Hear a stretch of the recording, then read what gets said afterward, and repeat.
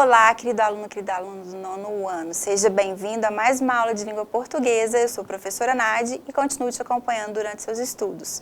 Espero que você tenha gostado das últimas aulas. Hoje a nossa proposta é falar um pouquinho mais sobre gênero textual, mais especificamente sobre textos normativos.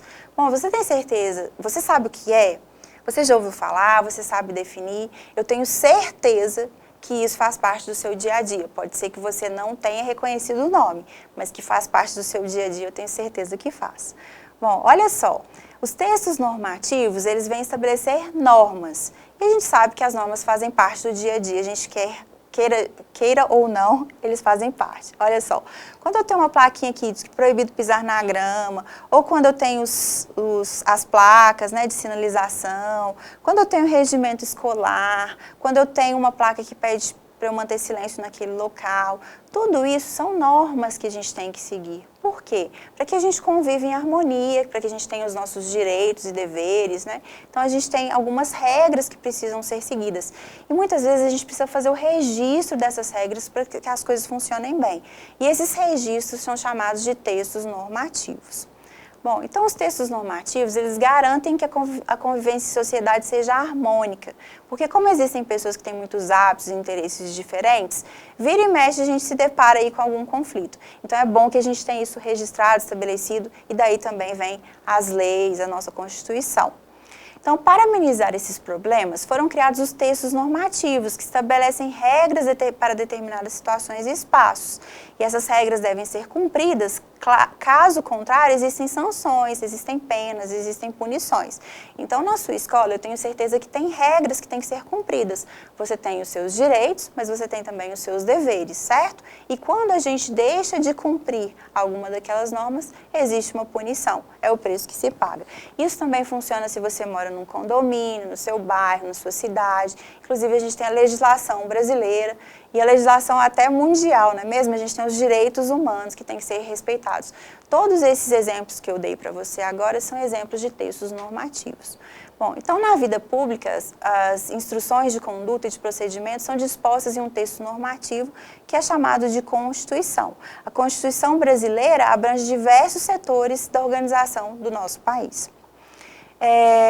A nossa atual Constituição ela foi promulgada em 1988 e ela foi muito importante porque foi a primeira vez no nosso país que a gente teve uma Constituição que apresentou de forma escrita, clara, os direitos da criança e do adolescente, de maneira bem ampla.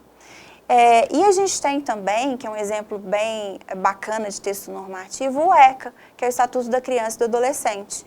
Vamos dar uma olhadinha em parte desse documento. Ele estabelece os direitos fundamentais da criança e do adolescente. O primeiro direito é o direito à vida e à saúde. Também direito à liberdade, ao respeito e à dignidade. Terceiro, direito à convivência familiar e comunitária. Direito à educação, à cultura, ao esporte e ao lazer. Direito à profissionalização e à proteção no trabalho. Bom, então esses foram alguns direitos em um recorte que eu fiz lá do ECA, do Estatuto, que garante os direitos da criança e do adolescente. Bom, os textos normativos, eles apresentam então um conjunto de regras, normas, preceitos que regem a conduta social. Eles garantem que os nossos direitos sejam respeitados, mas também impõem algumas obrigações. Leis, estatutos, regulamentos, Código de Trânsito, Defesa do Consumidor, o ECA, CLT, o Código Florestal, o regimento de um condomínio, regimento escolar, como a gente já disse, são exemplos aí de textos normativos. Quais são as características, então, estruturalmente falando? Eles têm uma estrutura definida que facilita a compreensão do leitor, eles têm uma linguagem bastante formal, mas apesar de formal, ela tem que ser clara, objetiva e direta para que qualquer leitor consiga compreender. Eles seguem a norma padrão da língua portuguesa, então obedece às regras gramaticais, às regras de pontuação, às regras de concordância.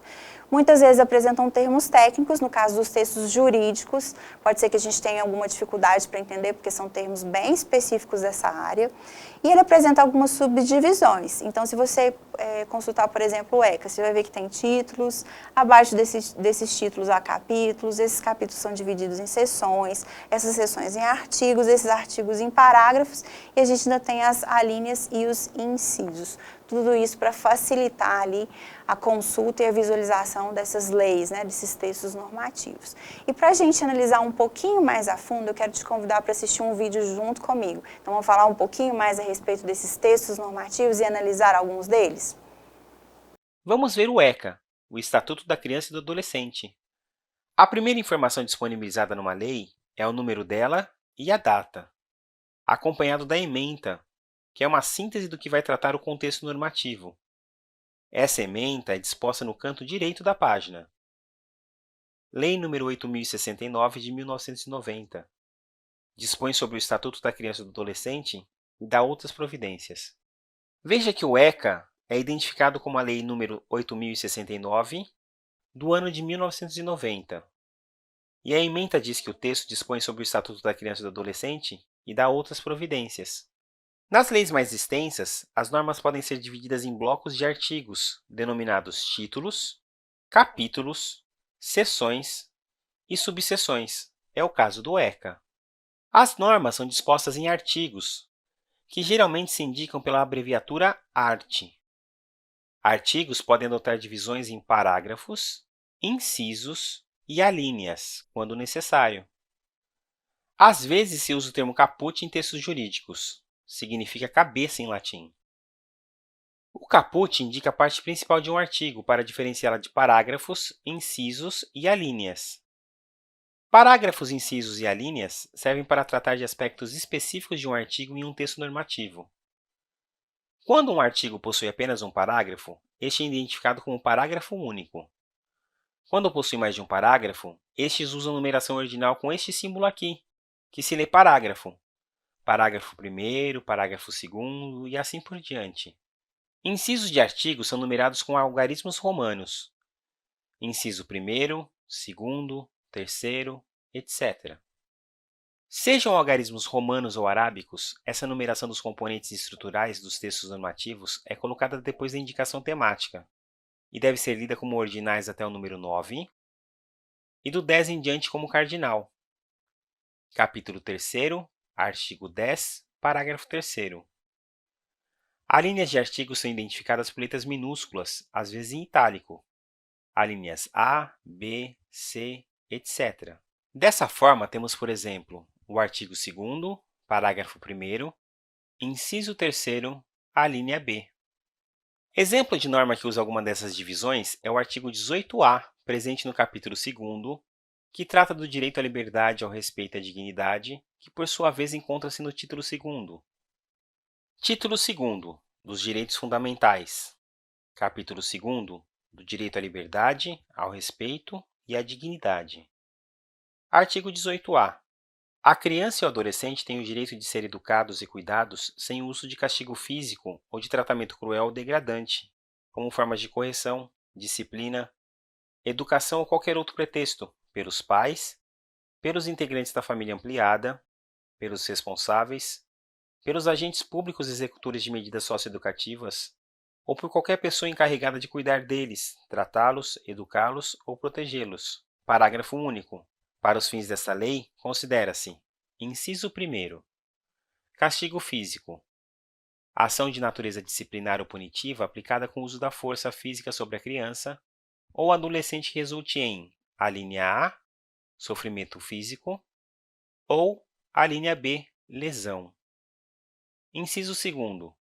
Tratamento cruel ou degradante, conduta ou forma cruel de tratamento em relação à criança ou ao adolescente que: a linha A, humilhe, ou a linha B, ameace gravemente, ou a linha C, ridicularize.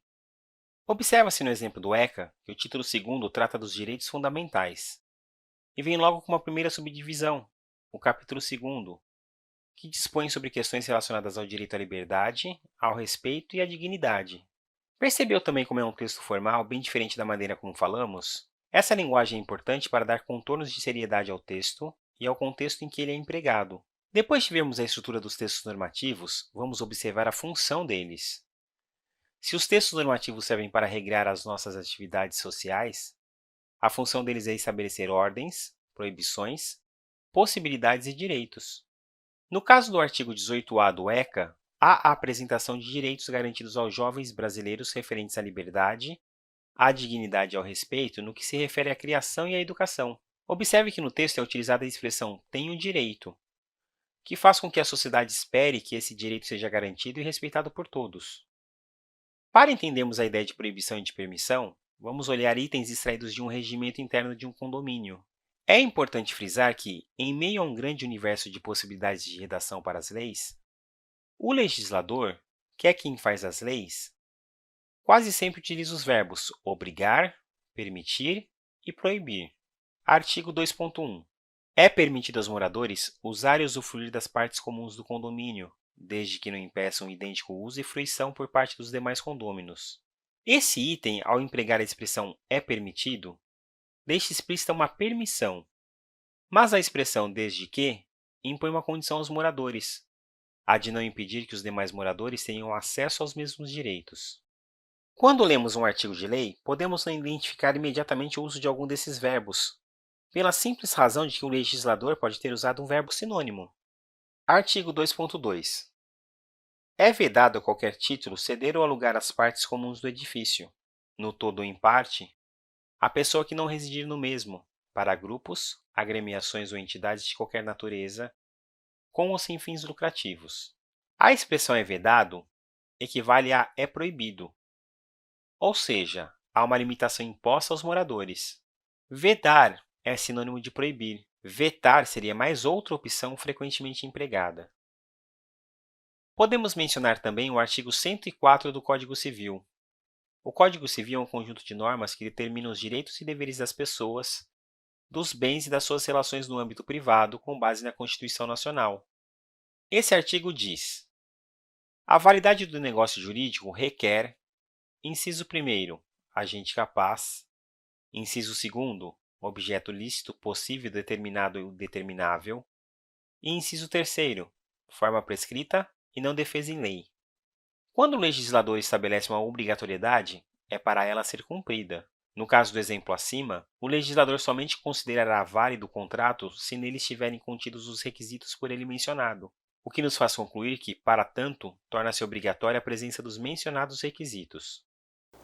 Viu só que legal? Você aprofundou um pouquinho mais no ECA, falou de regulamentos, esses textos normativos eles estão presentes no nosso dia a dia, na escola, no condomínio, num jogo, num campeonato que você vai participar. Toda a nossa vida é feita por regras e a gente precisa obedecê-las para a gente não ter problemas e não sofrer nenhuma penalização, não é mesmo?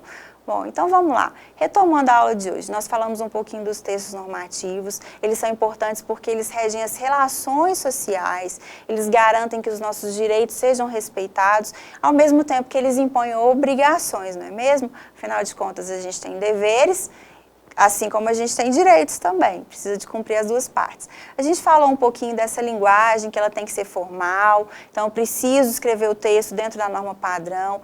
É claro que, no caso dos textos jurídicos mais específicos de lei, pode acontecer de a gente se deparar com alguns termos muito técnicos e a gente vai ter dificuldade de entender.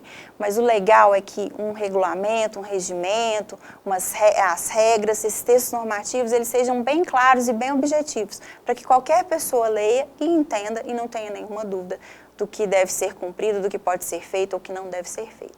Bom, então essa foi mais uma videoaula de língua portuguesa. Espero que você tenha gostado. Até a próxima!